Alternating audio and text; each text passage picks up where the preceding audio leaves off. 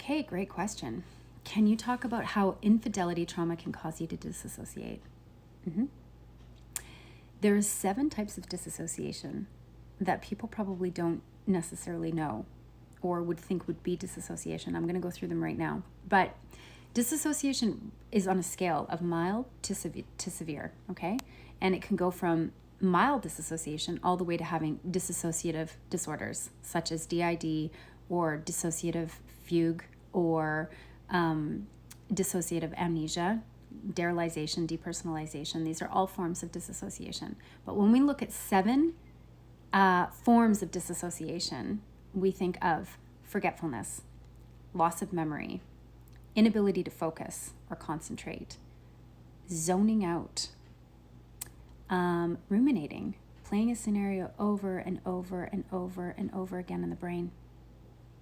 Number 6 would be going somewhere and having no idea how you got there. Number 7 would be depersonalization, which is out-of-body disassociation, where you're detaching from your body, your physical body. That's severe. So these are all forms of disassociation. Now, which one do you think is the core dissociative trait here, or form of disassociation, I should say? Rumination. Infidelity, you're playing the infidelity over and over and over and over and over again in your brain like a tape recorder that just will not shut off. It becomes obsessive and you cannot shut this off.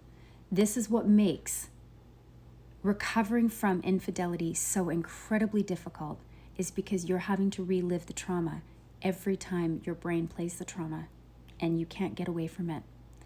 Often when infidelity takes place and you don't need to witness it, your imagination does it for you.